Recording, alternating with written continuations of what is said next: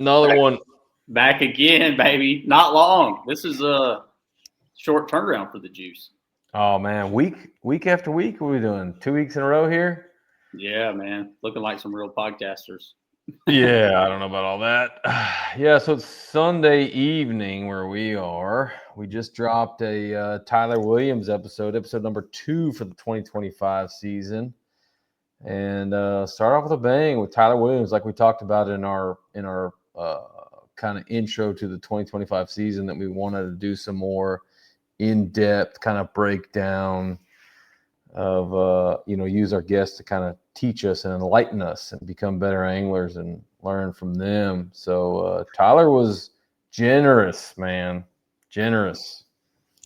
Yeah, the episode's doing really well, man. If y'all haven't checked that one out, go check it out. I think a lot of people are digging it. A lot of people like it, and just coming from the fishing side of you, as a lot of y'all know, me and Shane fish competitively as well, and so like we can kind of just dig into these guys' heads a little bit, and figure some things out, and it's nice, man. It's nice for those guys, whoever they may be, in the future.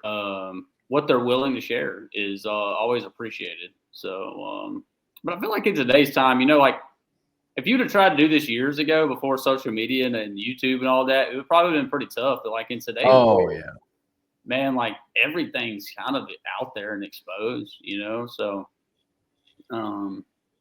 especially with like the elite level, BPT level, they literally have cameras and boats, and I mean, he's like, you're watching these guys live. They're showing you where they're at on the lake. I mean, it's pretty in depth nowadays. So I think it's maybe while we'll be able to get some more out of these guys now, Yeah, no, you're 100% right with live fishing and social media and Instagram, Facebook, TikTok, all the platforms, YouTube. I mean, it's like there's zero hiding. Like, how many times have you seen a post where somebody's like zoomed in on a screenshot of a dude who's like making a cast, and like you see the bait that's kind of like half-ass blurry, and they're like, oh, like what bait is he throwing and where's he throwing it? So there's really no hiding anymore, and it's I think guys are willing to be a lot more candid and upfront about what they're doing, and I think it's going to go a long ways, both for us and for viewers and people. I think that's what people want to see. I mean, I want to learn from these guys, and there's a lot of really, really talented anglers, and I think they got a lot to share. And each one's kind of, even with the forward-facing sonar deal, each one's kind of got their own little, Tyler Williams, perfect example, own little niche as to how they use technology or how they don't use technology. And so, look, we can all learn from these guys. So that's what, hopefully we could take from it. Oh, 100%. Yeah, 100%. Everybody's got their own little style. We got to see that on display. This, just we talked about the BPT event going on at Conroe just a few days ago with Tyler, but it wrapped up today. Justin Cooper ended up pulling off the win. It was his first win on the BPT level, or I think maybe his first big national win, I believe. And Justin's been doing it for a little while, not just like a tremendously long time, but for a little while. I think he's been fishing professionally since 21 or 22. So yeah, big congrats to him, man. Well earned. And, he had his own style. He had his own thing going on this week at Conroe. And today, if you didn't watch live, you'll get to see the highlights there at the end. Him and Colby Miller, two of our pretty, native guys that fish Rayburn and Toledo quite a bit. They were battling it out, and the ending was freaking phenomenal, man. That was really, I don't know. I don't know how we could hone that in more in the live coverage, but like that was it. That is about as entertaining as fishing gets, is that every fish format. And with it under 3 minutes left, Colby catches a, over 2.5 pounder. And I thought for sure Colby just did it. Like, oh, dude, that was nuts. As the fish ain't even being weighed yet, and they showed Justin catching one. And I'm like, it didn't look like a scoreable to me. And I was like, oh, no. No, it didn't. And because it has to be over 1.5 pounds, and his was 1 pound and 10 ounces. He ended up winning the event by, a pound or whatever. So yeah, I think that fish, he needed that one obviously because Kobe would have took over the win. But yeah, I don't know that I'm a huge fan of the every fish counts, but to MLF's credit, this was probably the most entertaining live finish that I've personally watched 100%. Not just because we know Coop and Colby there in the end, like we know those guys on a personal level, and it was like, it was exciting to watch them and do well. But I mean, there was a whole lot going on this week. Unique format, one period with forward-facing sonar, one without. I mean, true to MLF fashion, it was kind of confusing, but I think we kind of got a rhythm as the week went on. But you're 100% right. Like, it was super entertaining. I was glued in. Like, I literally the last hour, I had my phone in front of my face, and Cal's like, "Oh, we're supposed to go over to so-and-so's for dinner tonight." I'm like, "Nah, not till this is over."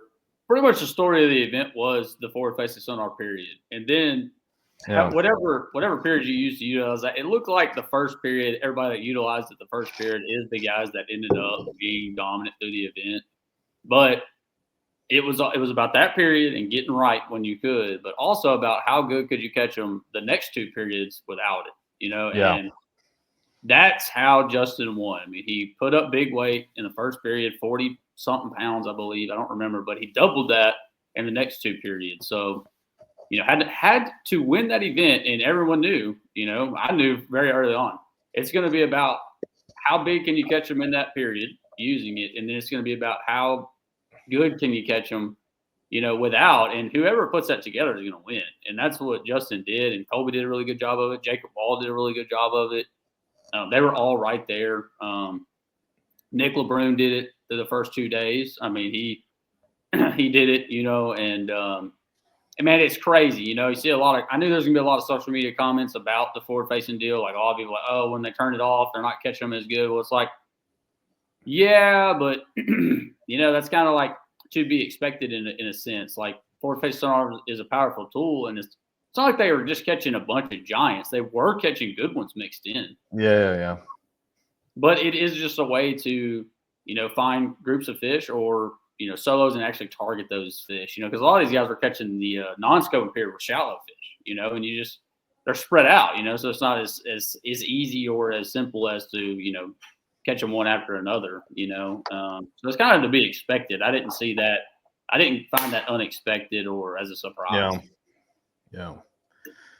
No, super entertaining. Obviously, first one of the season. So, but let's bring in a guest here. We had him on. We actually did an episode. We recorded an episode with him and another guy from his region, and it just didn't work out. The signal was bad, so we kind of scrapped that episode, and we got him back.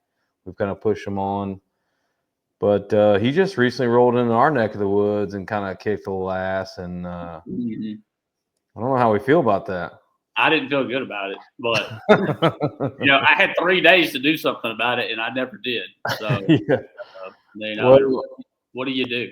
If you don't know who this dude is, you're probably gonna learn really, really fast. Brody was the same way. I mean, he's from freaking Ohio. Came and stomped our ass too. So yeah, he's coming. So let me bring him in here, Mr. Hayden Marbut. What's up? What's going on, man? Did I pronounce that correctly? Do you don't have any weird pronunciation of your name, do you? No, you nailed it. All right, sweet. It's Marbut. Yep. Marbut. Dude, what did you think of that? I don't know if you could hear us talking about the BPT, and I'm sure you're kind of glued in on the new format. What were your thoughts? Yeah, that was insane. I'm up at Pickwick right now practicing for a Toyota. We got starting on Wednesday, and I looked at Score Tracker and I saw like Colby had a chance, and I stayed with Colby at Rayburn last week, so got to know him pretty well, and I was like, holy cow, he might win. And I watched like the last 10 minutes, and that was insane. It was crazy. Like you're saying, like that's one of the craziest ones I've ever watched. Except I think there's one Red Crest a couple years ago when Bobby Lane won. Yeah. Waited like 3 times and it finally went 2 even, and he won. Like that one was crazy too. Yeah, that was good. No, it was super cool. I don't know if y'all caught the Jacob Wall thing. So like Jerry and I were out on the lake today, and we were talking about it, and I was watching on the way in from the boat ramp. I'm like, why are none of these dudes fishing docks? This is blowing my mind. Like, not that I'm like a super like big Conroe hand by any means, but I've been there, and I was thinking, why is nobody going to freaking docks? They're all just beating up the same things. And sure enough, Jacob Wall's like, you know what? We're going to the dock. We're going to throw a mag drop. He pulls up and catch like back to back, like It was like, holy crap, is this about to go down? Did he catch big ones? He caught a 450. He caught like a 110 and a 415 on his very next cast. Damn. Yeah, that's what's up. And he Man, got within like 3 pounds. Probably nobody's fishing docks because they know that if you want to win the event, you better be in Cane freaking Creek, bro. Yeah. I mean, that creek's done. Yeah, for a little while. That's for sure. Yeah. Yeah, they were hammering on those. Everybody was in there. It was ignorant. Yeah.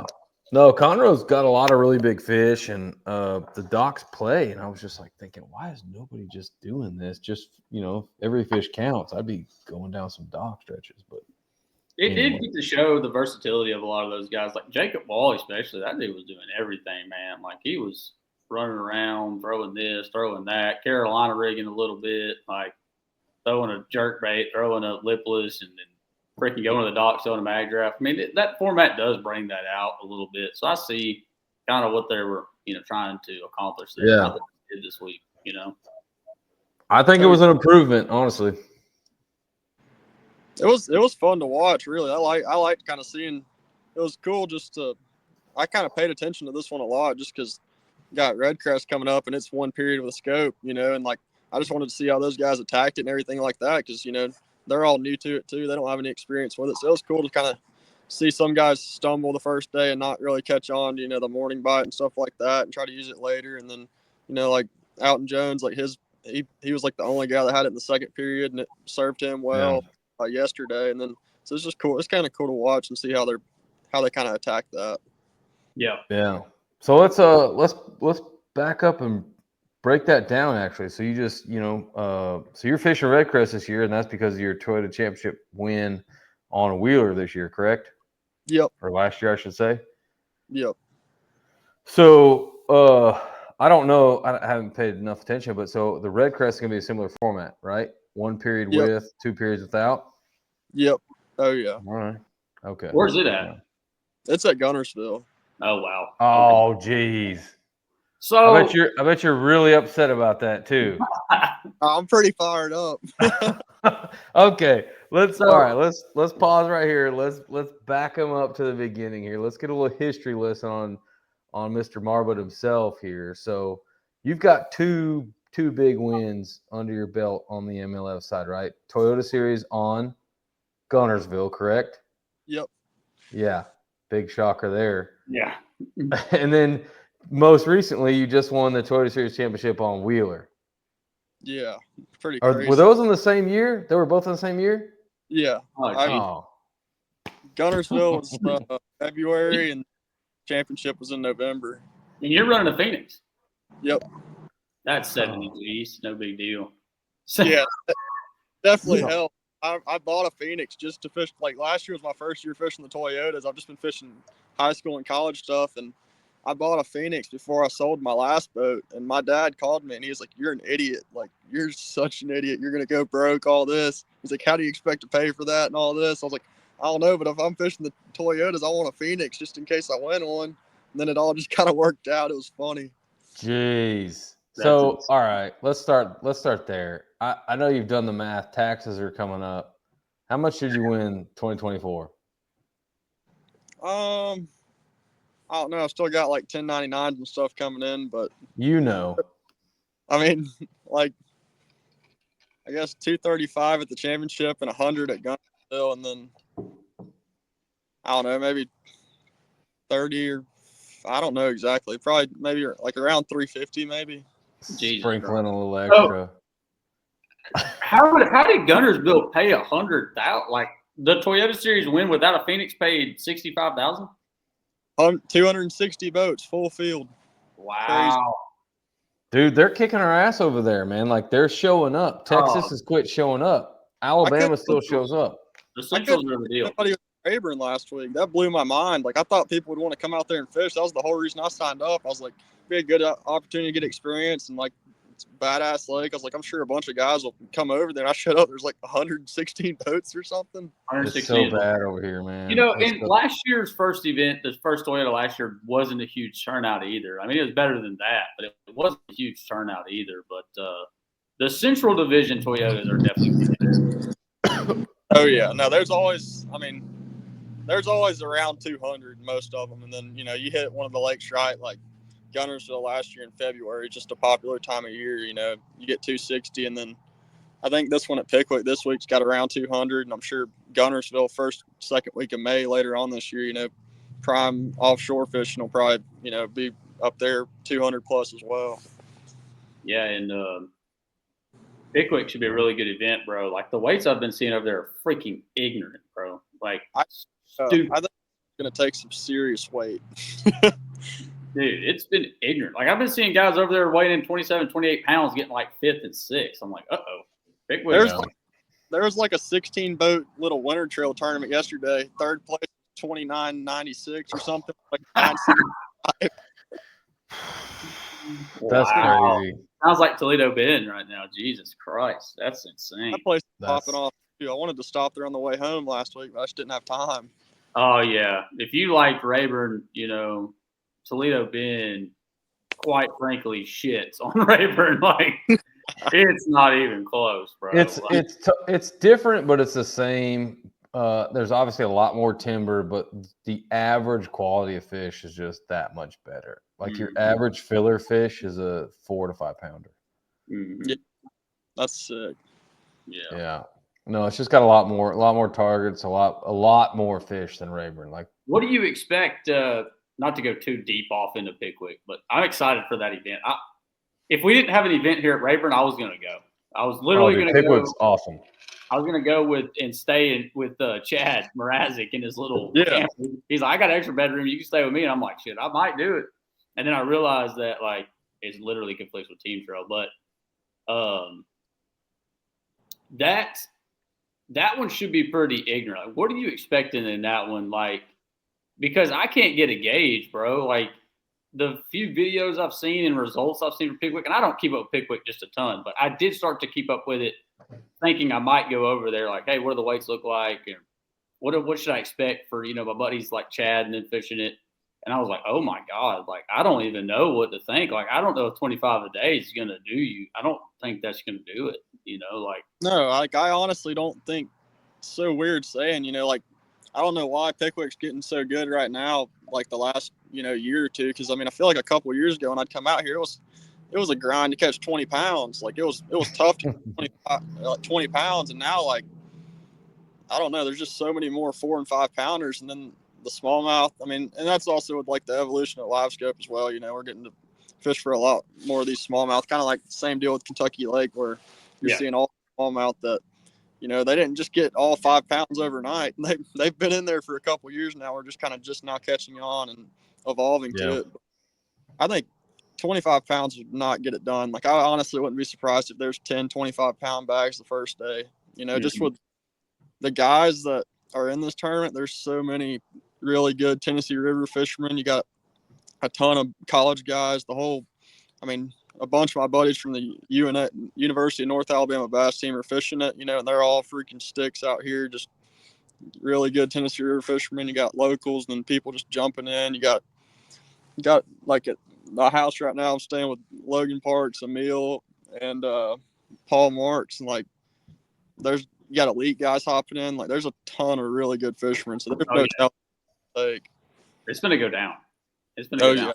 It might be one of like best weights ones of all time. Do you expect it to be like people on top of each other, or is it going to be pretty spread out? Pickwick's it's a pretty large place, so you'd expect people to spread out some.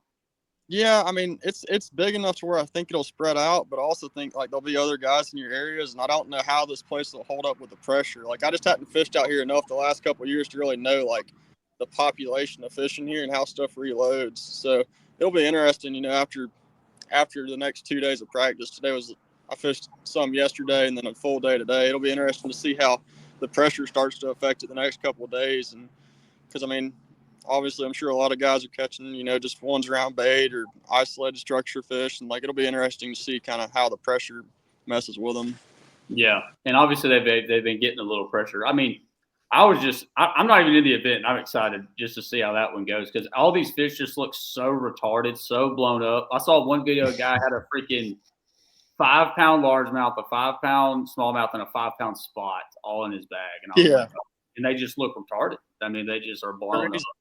So, those Toledo fish look a lot like all these Tennessee rivers right now. It's crazy. Like probably like a month or two ago, I caught one either at Guntersville or Chick. It was like 19 inches long and it was like 640 something. Like Jesus. they're so blown up right now. It's crazy. I don't even know how they swim and fight. Like they're just so fat. It's like they just eat all day long. Yeah. So are they threadfin eaters there? Is that main source of Threadfin mainly? You'll catch one with a gizzard shad down its thread every once in a while, and then some of them will eat some skipjack too when they see them, but majority are just thredfin. threadfin? all right, so what's a skipjack? Like a freshwater tarpon. Okay. It looks like, it really looks like a tarpon. I think it's some kind of herring. They swim really fast. It's like, I don't know. I wish I had a picture of one I could show you, but they're just I need to look that up. They'll get like 15, 16 inches long. It's just like it really looks like a baby tarpon. Wow. Okay, so yeah, I can picture what a baby tarpon looks like. I didn't realize those were in Tennessee River chain. So they just in Pickwick? Are they in Wheeler? Are they in all of them? They're in the whole Tennessee River. Okay. There's not a ton of them. It's not like a main forage of bait, but they definitely eat them. I've seen them. I've seen one spit them up or have one in its throat and stuff like that. Okay. No, that's sick. That's sick. Yeah, they got the feedback on over there. That's for sure. That's gonna be a really cool event. Yeah. So you mentioned something a minute ago about the evolution of live scope, right? So I think back to probably one of the correct me if I'm wrong here, but like in my mind, one of the first big wins on Pickwick with forward-facing sonar, and that was John Canada. Was that a pro circuit? It was like a pro circuit, right? And he was like drop shotting around some flats or whatever. Yep. And he was like the first dude to and he's not really a scoper, you know what I mean? He's kind of an older guy and been around for a while and had a good career. And he was like, and that was kind of like the first domino, if you will, for forward-facing sonar on that body of water. But I think you're 100% right on the evolution, right? Something's changed, something's shifted. Like you said, these 5-pound smallmouth, 5-pound spots, they just grow overnight. These aren't new fish. They've been there. So what, in your mind, and I'm going to start with this. It's Sunday night, and I know you got this thing going out on Wednesday. This episode probably won't launch till Wednesday, so I'm not trying to pin you and let you give out some deets right before you fish this event. We probably won't load it up until you're, Wednesday or Thursday, but what do you think has changed, and how have you seen anglers evolve into finding new fish with forward-facing sonar on the Tennessee River like Pickwick? Well, for one thing, it's all everyone does out here now. I sit up out here and everybody's got brakes on their boat. Same kind of deal at Rayburn. There's so many people with brakes and stuff now. Everyone's out there trying to scope years ago we had way more grass, way more hydrilla and milfoil and stuff like that. And it's not growing good at Pickwick right now. I don't know exactly what the cause of it. You got some up around Island race and stuff, but other than that, not really any grass. So that takes away a lot of the habitat and a lot of the ways the guys used to catch them, because it used to be a big trap, chatterbait, A-rig, on the bars and stuff like that. And everybody always kind of fished the bars and stuff that, are still playing now, but you just couldn't target them nearly as efficiently. You'd have one little sweet spot, where there's a bunch of shell and you'd throw a trap or a rig, or in the fall throw a top water over it and catch some. But now just being able to actually spy out the individual fish, just from an efficiency level, you're way, way more efficient than you used to be. Yeah. Okay. So it's more of an efficiency thing, kind of like here at Rayburn, where it's not necessarily, we're not fishing new fish or new water necessarily. It's the same kind of areas or, whatever, whether it's the shell beds or, grass lines that you would target on those flats over there. It's just now you can pick them out. Yeah, aside from the nomadic fish, the bait chasers out in the middle of the lake and middle of the creek channels that we didn't really, used to target as much, most of it's the same relative kind of fishing, but I feel like they used to group up better. Now it seems like individual. Yeah, same. It's very similar to what's going on at Rayburn. Rayburn was the same way. The grass not growing real good. Right now, the grass ain't growing real good, and a lot of people want to talk about this live scope thing. And you're right, it is more efficient deal, but there's other factors that go into this as well. While some of these guys aren't catching them as good as they used to, doing certain techniques in the grass, stuff like that. Like there's like environmental impacts that go into some of this stuff that we can't control, you know, like there's still some of that going on as well, you know, and like it's not, at least at like Rayburn and stuff. I don't know if Pickwick is this way, but dude, 30-pound bags have been being caught at Sam Rayburn for ever. Years. Oh, yeah. That ain't new. It's always been heavy up top and fell down the board. That is nothing new. It's always been like that. But now you're starting to see a little bit more consistency, I'd say, in some bigger bags. Like now, it's not even like, well, I might get away with catching low to mid 20s a day and pull one out. Even though me and Shane just accidentally did that, but like majority of the time, going in, if it's decent weather, bro, you better have them real big. And I feel like those lakes like where y'all are around are the same way. Like if you ain't got upper 20s at least, and you better probably be in the 30s, you're not gonna win. Like not a one-day derby, And so it sounds like a lot. It's kind of the same there as it is here, like with the grass and stuff like that. Like, a lot of that stuff is environmental too, I think. So I think so, 100%. I mean, live scope's definitely taking most of the heat for it, but it's not all live scope. These lakes have changed. Sure. I mean, I can't imagine for some of these guys, I've only been fishing, 10 years, probably 7 or 8 years pretty hard, but it's crazy for like the guys that, have been fishing some of these Tennessee River lakes for 25 or so years. They've watched it change, and I feel like all these lakes go through kind of like 10-year cycles. Like it's kind of how I've always seen the lakes around Alabama, like peak out every 10 years and be good for a couple of years, and then it'll get a bunch of pressure and it'll kind of get tough again, and then it'll rebound in a couple of years and start building up. You'll see a couple of year classes of fish with good spawns, and you'll watch them grow. It's like then it just kind of pops off again. Then I don't know if it's pressure or what happens really, and then it just gets tough again. Yeah, I got a weird question that's, I don't know why it just popped in my head, but how many events do you think are actually being won on nomadic roaming fish utilizing live scope versus people actually catching these fish off of bottom? Because like I think at least here, like around Rayburn and stuff, like a lot of people think that everybody that's winning is just chasing around roamers. That's just not the case. Like there's a lot of bottom fish still being caught with utilizing forward-facing sonar, but a lot of fish are still being caught close to bottom, or if not on bottom, whether they're schooled up or whatever the case may be. So like Shane said, I don't want to give out too much whatever, but like, what would you say? Would you say it's more of a, and it could be different there because y'all are really like y'all are Tennessee River Lake, like y'all have current and stuff like that, so it could be different. But a question that popped in my head: how what do you think the ratio is there? I would say in the fall it's a very high percentage. I think the fall is the time that most fish are nomadic. The majority of them are nomadic that you see, and most stuff gets won like that. And then when it starts getting, water temps low 50s, like high 40s, like right now, like I don't know that the nomadic fish play quite as much, in my opinion. It seems like they relate to structure in the bottom more when it starts getting really cold like that. Really? Okay. Yeah. Like the fall, I mean, like October to December, like really anywhere in Alabama, it seems like there's the most nomadic fish out swimming. Right. That makes sense. It makes a lot of sense. So what did you think Pickwick, Guntersville compared to Rayburn? And I say this, so I've only been to Pickwick one time. I fished an open a couple years back out there and did decent. But as soon as I got on there, like it's obviously like you look at the lake on the map, it sets up a little bit different, but in the same sense, it was once I started figuring the fish out, it's like, okay, this is a lot like Rayburn. Other than the current. The current was a big different thing. But what did you think? Because this was your first time on Rayburn, right? Yep.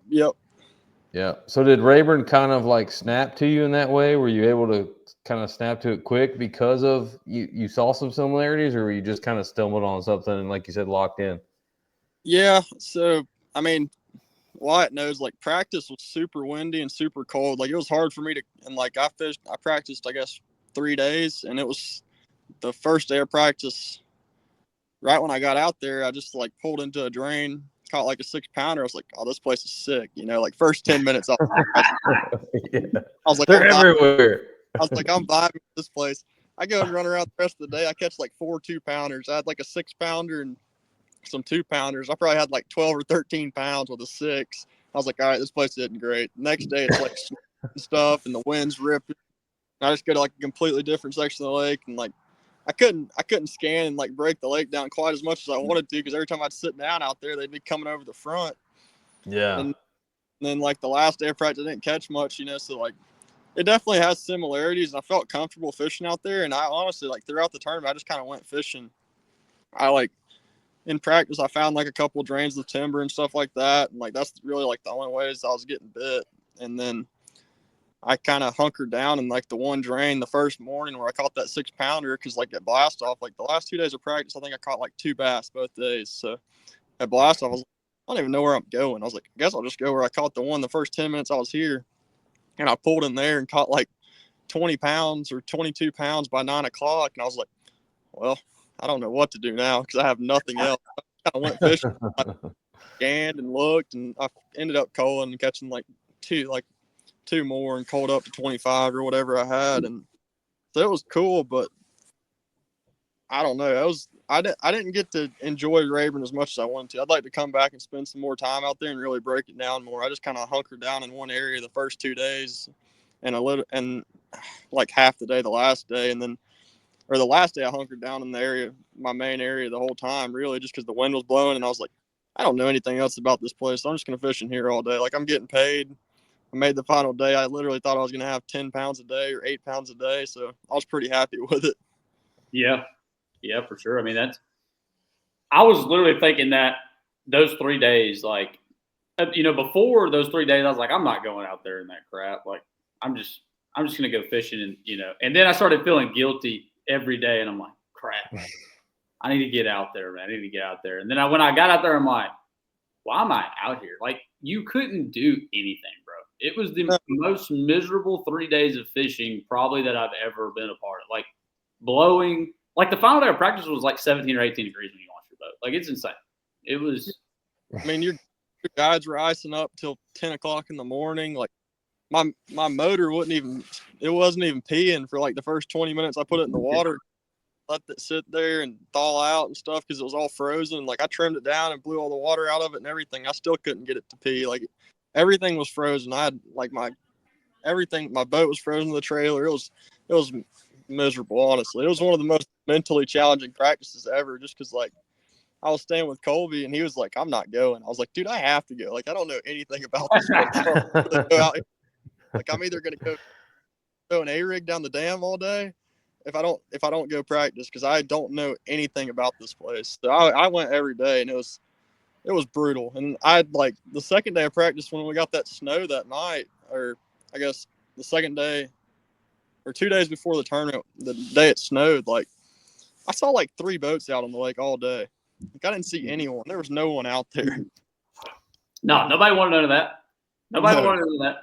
But I was thinking about guys like you. I was like, damn, how is anybody getting anything accomplished out there? And I started thinking about guys like, imagine this is your first time seeing this lake. And then I get my ass kicked by y'all, and I'm like, bro, dude, what happened? Like, what did I do? But yeah, that was sick, man. Like, I bet you left Rayburn feeling like, man, I really still don't know nothing about that place. Like, no, if I went back, I don't know. Like, I want to go back just because I'd like to actually explore the lake. Like, I just didn't get to see that. I got to see a good bit of it just because I put it in a different ramp every day and try to just like look around. But like, to actually cover water in different sections of the lake, there'd be like 2 pockets over here I could go fish in, or a drain over here that like looks like I could maybe not get swallowed by a wave, or maybe I'll crap beat out of me and then get soaked. And I don't know. It's crazy. That place gets super rough. Yeah, bad. Yeah, I can't big, imagine man. It's really like when it's really, really blowing. Because I mean, it was blowing practice and it was rough, but like I can imagine it gets pretty gnarly out there sometimes. It's bad. Yeah, it just runs kind of like in that perfect angle, so that when we get a front, it just comes right down the gut. Yeah. So it's just the way it's built. It was rock and roll in the final day too, though. It was pretty bad. Yeah. Y'all had you had a badass finish. I mean, first time on radar, top 5. You kicked the king here, Wyatt. Yeah. You know, Man, it just goes to show you that when places change and you have a fresh set of eyes and an open mind, that it goes a long ways. I mean, Brody literally won the event because of that, so, and it's that home body curse, bro. Like if you know too much about a place, sometimes it can get you, and it did straight up. Oh, for sure. Yeah, and like whenever I was out there, I think honestly, like the conditions in practice and not being able to cover much water and not knowing much, not finding much, just like helped me slow down and just pick apart an area. Like I'm usually the type of person that likes to like run around, and fish fast. And like I turned my trolling motor down. I was like, I'm just gonna putt along in here and see what happens. And then got a couple of bites. And I just ended up like milking the 2 or 3 places I caught them for every little thing they were worth. Yeah. Yeah, and I've said that before. I was just kind of a similar situation at the Potomac River 2 years ago when I fished the Invitationals, and I had a top 5 finish there, and it was the same way. Like sometimes less is more. I left that event realizing like sometimes less is more, because I think a lot of times as anglers we go into an event, especially somewhere you don't know a lot about, and you want or you feel like in practice, I kind of want to have this going on and that going on, and like I need to have this area or that area. Like I want to have a bunch of stuff going on because I'm the same way as you, like to run a gun. When in the reality, like sometimes not having that knowledge can work to your benefit because you don't have a lot to go do, and you're spending most of your day fishing, and you're putting your head down and you're figuring things out while the event goes on, which means you're getting stronger in the event, not in practice, in the tournament. And that makes you very dangerous. And I learned so much from that event. And it sounds very similar to what you did at Rayburn. Like just milked it for what it was worth, but learned so much more, like little nuances on certain stretches, or hey, they're holding to this better, or I'm sure it's the same way for you. Like that little area, you probably had like, hey, this little zone right here, like every time I leave it, I'm not seeing as many targets, or when I get back in here, I'm seeing a few more. I'm seeing bigger ones run. They're liking this for some reason. Like you learn a lot during the event. It makes you very dangerous, So No doubt. I realize that, like. And now, like going forward, it's helped me so much. Me and Shane fished a lot of team events where we've had absolute grinders. Like, Cedar Creek was one like that for us, where we didn't have a whole lot, but we didn't need a whole lot. And you don't in a traditional 5-fish format. You don't. So yeah. I think it's a big lesson that a lot of people, because it is it's very intimidating going to a place you've never been, especially like in your shoes where you didn't get to look at a lot of the lake and you really wanted to really bad. But imagine if one of those days, let's say you launched up north and you found something you like, but now you're 20 something miles away from that stuff. Now you're conflicted. Like now you're not learning. You spend a lot of time running and spinning your wheels. You know what I mean? So I think it's a big that sometimes less is more. Yeah, like you said, like I learned so much about like that one little area. Like every day I caught them off something different. Like the first day I caught, I think the 3 that I weighed in out of my main area all off the bottom.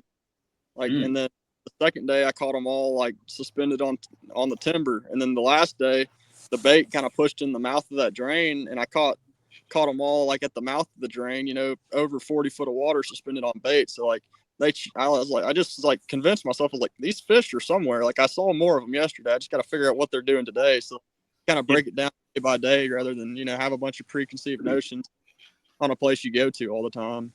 100%. 100%. Well, man, so now that we're basically best friends, we can get into the portion where you tell us some of your secrets here. So like let's talk about that. Like if you're willing to, whatever you're willing to share. If you say no comment, fair enough. So when you see a fish on bottom, right? Let's talk that. So when you see a fish on bottom versus when you see a floater, as some may call it, what's your approach? What's your go-to? Like what's your style? It really depends. If they're stationary on the bottom, sitting somewhere, then I'll kind of downsize, to where I can keep it in the strike zone longer. But, if they're moving on the bottom, or if they're just really deep, then, go for a bigger, heavier bait, that just from an efficiency standpoint. And then, try to just base it off that. Mostly, to do with wind, depth, and what they're relating to is kind of how I'll break down what I'm going to throw at them just to be the most efficient. I got you. On your bottom fish, are you a guy that me and Shane, we kind of do both, but especially when utilizing live scope, especially if it's a solo or just a few down there and they're big ones at that, they're pretty intelligent a lot of times. But are you a guy that wants to bring them up? Are you a guy that I want to throw something to see if they'll go down? Do you determine that based on, how do you, determine that? Because we go back and forth. Me and Shane go back and forth sometimes. Because so there's days they don't like to come up a whole lot, and there's days they want to go down. So yeah, it really depends on the day. If they're sitting on something, I like for them to try to go down on something. Yeah, but if they're moving around and there's bait around, I'd like for them to come up and react to it. Got you. Yeah, I think that's something that a lot of people lose sight of. I think everybody thinks that every live scope bass has to be a minnow bass, and it's just not necessarily the case. We've seen baits like the Nico rig and a jig, like Tyler Williams is really good at. Things like that, drop shot. Yep. Something me and Shane actually do a little bit of. Dude, we do it all. We crank, we jig, we drop shot, we minnow, we Nico. We literally will. It's so case by case, and I'm curious on your thoughts on this. Every fish has its own personality, and every fish is set up in a different way. And sometimes we feel and we've learned these little nuances, and we're still learning.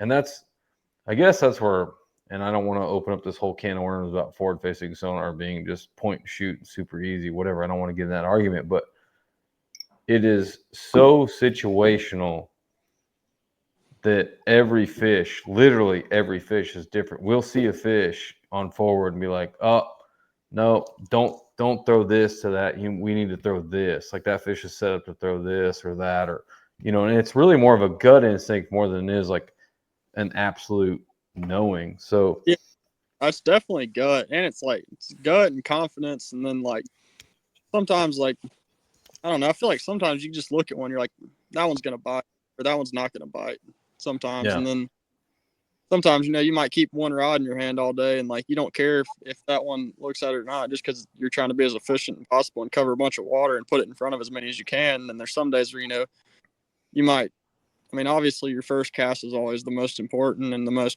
high percentage cast to get it to bite. But there's sometimes, you might throw a couple different things at it, which, you don't do quite as much. But there's definitely certain situations where you might throw a couple different baits at a fish or two that are sitting around something or that are swimming just to get them to react to something. Yeah. You just kind of experiment and then really, like you said, go with your gut. Yeah. No, you actually triggered me on something right there. So you're 100% right. Especially a big one. When you see a big one on a scope, your first presentation is your best opportunity. 100%. Yep. So in your mind, what is your go-to, right? End all be all, this is the only rod you got. You see a big one, you need it. What is your confidence bait? What's it doing? It depends what it's doing, If we want to really get into it, well, let's just do bottom versus nomadic. All right, we got one on bottom, and then we got a floater. Bottom probably a drop shot, and if it's a floater, it's gonna be a minnow or a jerk bait. Okay. It's I don't know, if it's on high up on a piece of timber or something, it might be a jerk bait. At Rayburn, I know I caught 2 big ones the second day on a jerk, or 2 4-pounders on a jerk bait, but I don't know. I would say probably a drop shot and a minnow, but on those high ones though, is there even with the jerk bait, right? There's times where the water's so clear that you're damn. Even if you got a translucent one, sometimes the jerk bait just scary, Yeah. Is there times that you'll have a lighter head rigged up or something like that for those situations too, or do you strictly, hey, I'm gonna make them eat this thing, this jerk plug, no matter what here? No, yeah, I'll definitely have some other stuff rigged up. Yeah. That's So are you willing to share a drop shot bait and a minnow that you like to use? throw a robo worm most of the time, and then minnow. It just kind of depends where I'm at, you know. I mean, Sure. sometimes a freeloader or something like that, or if you're fishing a clear Highland reservoir. I like a baby Z2 sometimes, and then it really just depends on the lake. I'll throw a lot of different stuff.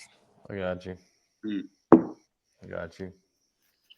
Yeah, man. I kind of wanted to talk about too. I had something else and I freaking lost it, and it was good too. That sucks. But I did want to talk about this for sure. So when you're talking about these, obviously you have, some winds on the Tennessee River there, and you've got knowledge there. But like breaking those kind of places down, what would you be looking for versus like on Wheeler, for example, I kind of got to watch some of your day 5, and it was very interesting because that's something like after I got to watch it, I was like, man, that's something you can't really teach someone. Like, I just don't feel like anybody, like an old timer, was like, oh yeah, I learned that from him when I watched you do that. I was like, that's something you figured out, something that, and I might be wrong, maybe somebody did show you that, but in my opinion, when I watched that, I was like, man, that was self-taught. Like, that takes time. That takes a little bit more work. Thinking a little bit more outside the box in a way, So Like, a lot of times. go ahead. Well, I'm just saying, like, a lot of times now, like, you'll see these guys, like, or see some guys, like, almost using that forward-facing sonar to, like look at their highways in a way. So is that the way you kind of looked at that on Wheeler, or is that something that was self-taught? Like, I just don't see a lot of guys, to me, doing it. Maybe there's going to be more and more, I'm sure.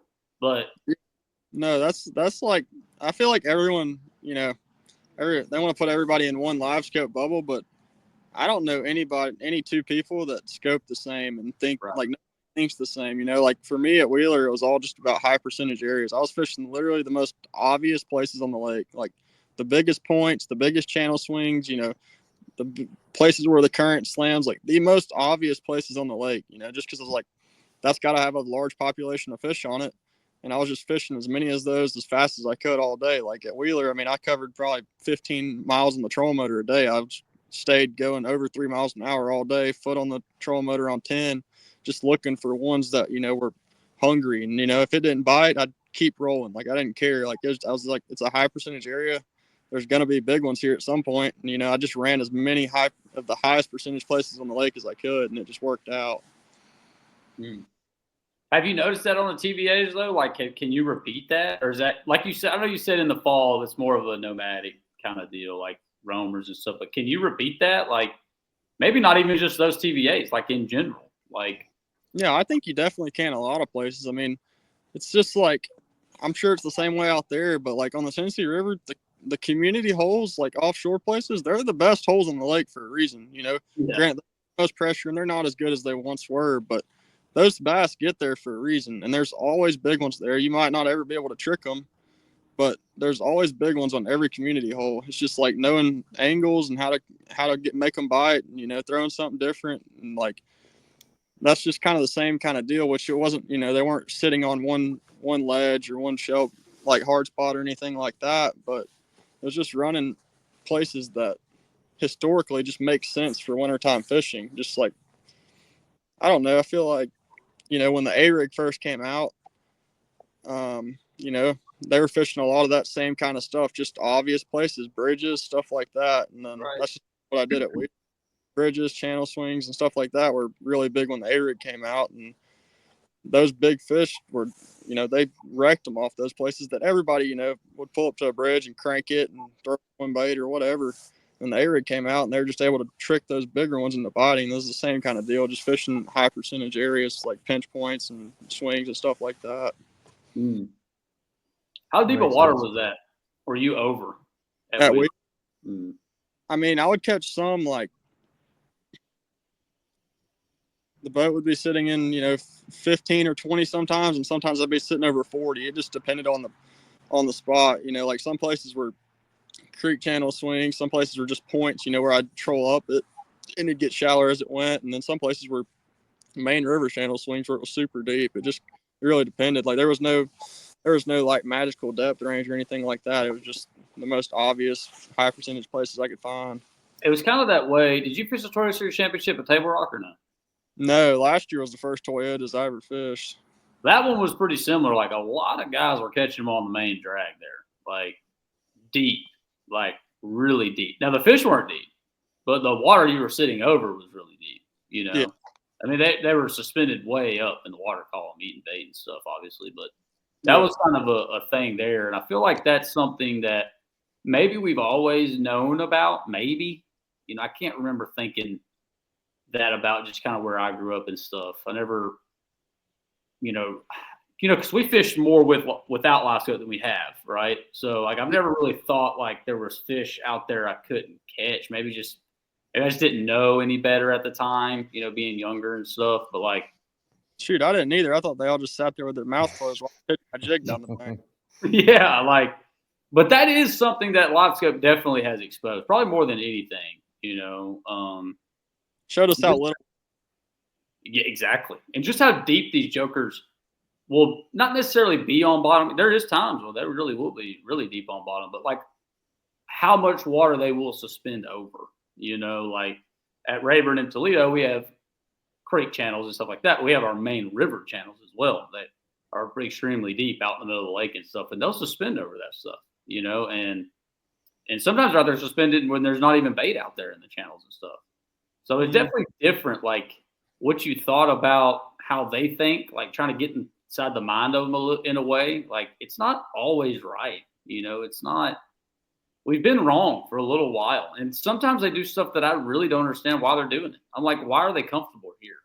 Why are they, I don't understand it. Some people are going to say it's pressure, but is it, or have they always been there? Like, I think they've always been there. I mean, I definitely think they've always been there. We just didn't have a clue. I mean, live scopes changed everything, like every textbook thing that my dad told me growing up, you know. I was like, I had to tell my dad, you lied to me. Like, all this none of this is right. Like, we never had a clue about that. It's just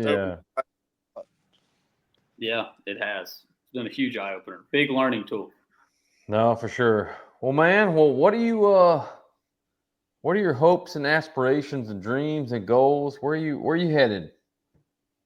This year I'm just fishing, you know, as many Toyotas as I can. I'm gonna fish some invitationals in Redcrest, like really just fishing as much as I can. Like I've got a a bunch of experience in the Southeast, so like that's why I came to Rayburn. I'm just trying to get more experience everywhere else. You know, I mean, a lot's changed like as far as plans go, like the last year, just because like my life's just like flipped 180 really. Like, rich. That's what happens, man. Everything changes. You're when you loaded, dude. You're loaded. I was just in college, just fishing college, going to school and stuff like that. And then I was like, oh, I'm fishing now. Like, I'm not enough of that. It's like, I'm ready to, because I mean, I was fishing every day I was in college and I just go in and take the test. But now it's like, I'm not taking tests anymore. I'm going fishing every day and trying to fish as many times to make some money. And you got a little pocket change, man. Yeah. How old are you right now? Do what? How old are you right now? 21. Man, be smart with your money and stay away from girls, bro. That's it. And you'll be all right. You'll make it. That's the plan. You ain't got to stay away from girls, but don't let one get in that money, dog. I'm waiting for Lauren to reach across the screen and slap the shit out of him. I have to stay away from girls. I can be smart with the money. I'm not going to be stupid. I'm just going to try to make it last as long as I can, push me to the next level and everything like that. Well, sincerely, I mean, a year like that, you know, it sets you up and gives you a real legitimate shot to go where you want to go.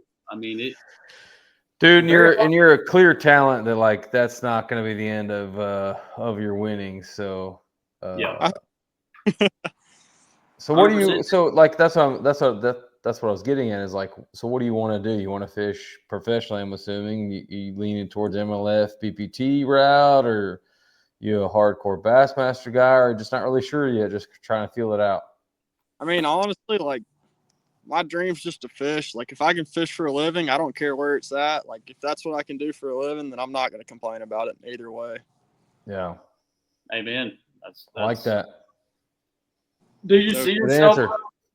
Do you see yourself though, like doing that opens thing? Because like, I agree with you. If you fish for a living in any capacity, it's a blessing for sure. But like, Yeah. you can't do both really anymore. Like used to, it'd be like, yeah, I'm fishing division, a couple of divisions, Toyotas, fishing Invitational, fishing Open. But now it's like they've really drawn a line in the sand a little bit here. So, have you ever have you considered that as an option going forward? Yeah, I was honestly more interested in the Opens whenever it was all 9. I know a lot of people don't like the all 9, but I think the last 2 rookie classes that came in are the stoutest rookie classes that have ever come in. 100%. All those guys, like, I don't know. I liked the Bassmaster being all 9, and originally my plan this year was to I was gonna fish the Division 2 of the Opens, the one that goes to Rayburn, and then I was gonna fish. Then I just had the Invitationals, and then Redcrest ended up getting scheduled.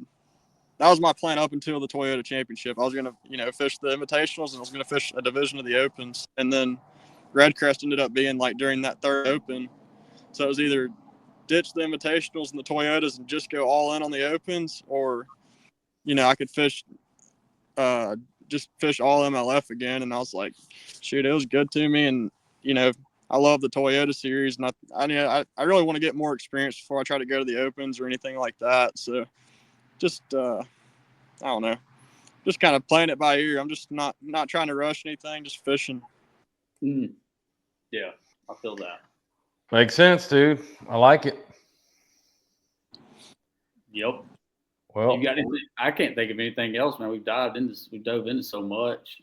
Nah, man. We'll have him back on when he's ready to really talk baits. You know what I'm talking about? He talks in baits, man. I'm just messing with you, dude.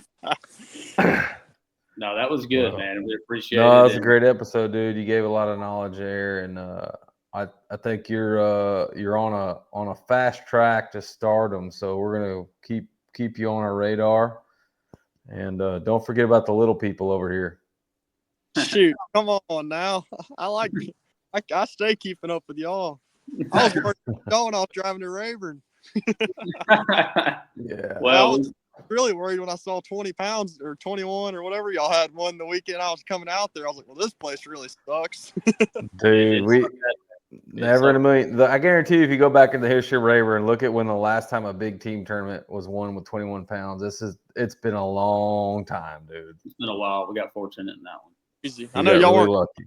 I hit a pretty nice lick in that one. Yeah, we got a little. Not bad, dude. We're like you said, dude. If you can make a living any way you can fishing, I mean, we're blessed in the state of Texas. We got a lot of really big team tournaments, a lot of events, Toyota Series Opens. There's always a lot that comes through our state that we're fortunate enough to be able to try to capitalize on when we can. So no doubt. There's nothing wrong with that, dude. You don't need to put a status on anything and be a Elite Series MLF or whatever. So keep that mentality, dude. You go far. Yeah. Well, good luck at Pickwick, bro. I'll be keeping up with that one. Take it easy on Chadwick. He's coming off a good finish over at Rayburn. Don't ruin his dreams, man. Shoot, he'll catch. I just got to keep up with him. We'll see. I appreciate y'all having me on. I enjoyed it. Absolutely, man. You bet, man. Appreciate your time. Good luck. Heck yeah. Thank you. All right, see you. See ya. Yeah. He's going to win that. It's over. You're going to have 90 pounds in 3 days. So if you ain't got that, just stay at home. Oh, jeez. Dude, I like Pickwick. Pickwick's awesome. Yeah. I've been one time, and I literally got to spend 5 days on there, and I was like, yeah. I went that one time for the Toyota Series Championship because I got called into the Toyota Series Championship last minute. I didn't get to practice, and I just showed up on the first day of the event and was in the top 25. And I'm like, hell yeah, I like Pickwick, man. I'm like, this is awesome. Yeah. The grass was good, though, and that's what I went and did. And then day 2, it made me realize, like, hey, bro, you're not going to do that good because you didn't practice. The fishing gods are like, nah, bro. You think you're just going to come in here and no practice and do good? Just going to roll up. Dude, it's a monster. It's a big, long lake, dude. There's a lot to dissect. Yeah. It's a cool place. I remember leaving there thinking, dang, bro, it's beautiful. I remember leaving there thinking, man, I could live here. It is so gorgeous there. Like the country and terrain around there is just beautiful, and the lake was beautiful. I really like that place. I really like to go back and learn more about it. But yeah, the lakes are fit to be ignorant, and Hayden's gonna be one to watch out for. That's for sure. He will. It's a Toyota, right? Yep. Yeah, he'll make the he'll make the cut. If for he sure. wins on Pickwick, I mean, TVA, like, he's won almost on. So, what? Name all the lakes, because I really don't know. I don't know them all. So you have Pickwick, Wilson, Wheeler, Guntersville, and then I don't know from there. Those are like the main ones. those are like the four main ones. They don't really derb on Wilson, though, do they? No, man, they used to, but they kind of like skip over Wilson for some. And I think Wilson, in my opinion, I say my opinion. I've never fished that one, so it's not really valid. But I think Wilson is better than Wheeler, from what I heard. Yeah, well, that wouldn't surprise me. I mean, yeah. If he wins on Pickwick now, bro, that's it. He done did it. The dude, yeah, all he needs to do is win on Wilson, and then it's over. Like he's got check. Yeah. Freaking incredible, honestly. Yeah. But yeah, man, kid's got a bright future. But we got B and Shane are now officially off limits on Sam Rayburn for the week because we got a team truck coming up next weekend.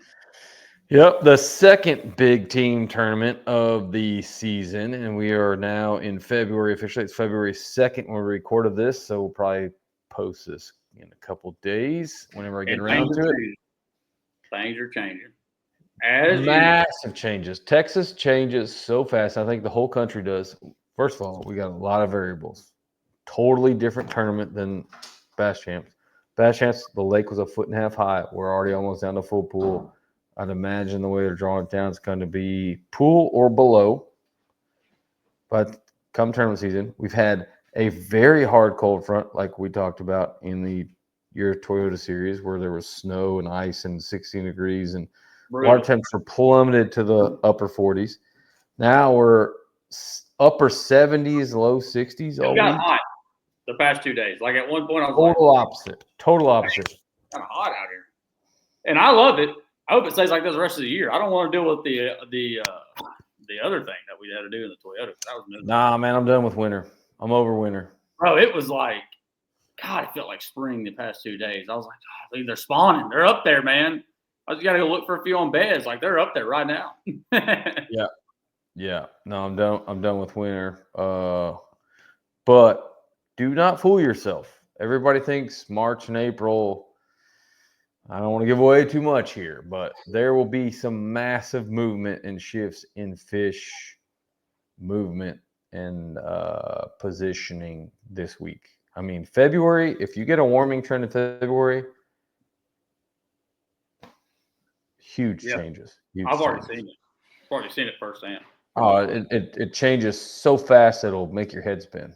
So I actually like it a lot, but I think I do too. So much we really like it come Saturday. So I don't want to do the deep scoping thing. I don't want to do that. Oh, well, I want to go catch them. Excited about that one, man. Really pumped up. Really just pumped up to be on the water right now. It just feels great outside.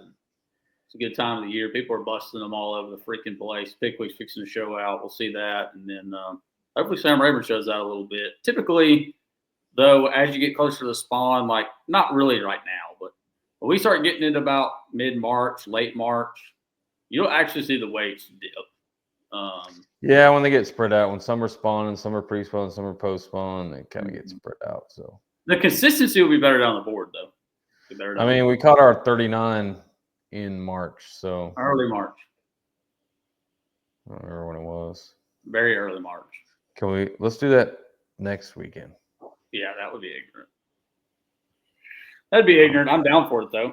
I don't know if we got another bag like that in us. I don't know. Well, so far what I've seen this weekend, I've been out there both days. I mean, you caught a little better than I did. I was trying some weird stuff this weekend, just trying to like stay loose, man. Yeah, I had a decent practice this weekend, but I didn't see that. I don't know if that's No, I don't see that happening. I haven't seen that. So yep. But a lot can change, man. We'll see on Friday, but man, hopefully we keep this thing rolling. We keep episodes going. I think we've had 2 really, really good guests to start. Don't know who we got queued up. Well, we appreciate y'all watching the Tyler Williams video, man. It's, YouTube likes to punish you in the algorithm for not posting consistently, which means that YouTube should be punishing the Jews probably more than anyone because that's what we don't do. And Yeah. I think it's just thanks to y'all, man. For some reason, y'all like listening to us two idiots. I guess maybe because we have smarter people on. It's probably why y'all like listening to us. We appreciate y'all sticking with us through a 3-month hiatus, and then 2 weeks in between these or the first and the second, and now we're getting a little bit more consistent. I don't know why YouTube's being gracious to us, I guess, but we appreciate y'all watching that for sure. Yep. And let us know in the comments what you like and what you don't like. I mean, obviously, you see, we're trying to lean more into the technical side. We don't want to do the drama side of the sport. We want to kind of teach and educate and learn from the guys and our guests that we have on here. So yeah, we try to stay extremely positive, and in a world like we have, it's really hard to, especially social media. Like, man, I battle it almost every day on freaking Facebook and Instagram. Some of these comments, I'm just like, dude, you don't know what you're talking about, but you can't, because it's a losing battle. It's pointless. It's a waste of your time. So it's best to just stay positive and keep your head down, stay in your own lane, and good things come. So that's it. But let us know what you do and don't like about, what you're hearing, and we'll try to lean in with those guys. I mean, hopefully Hayden, I get it. He was about to start Toyota, so he didn't want to let out too much, but he did a good job. He didn't just come out and be like, yeah, I'm throwing a friggin' Sakamoto Chad, but he, yeah, man. He let us know what's up. Yeah, but anyway, well, we'll get another one going next week. I'm gonna try to upload this early in the week, so we'll see. That'll work, man. I do. See you.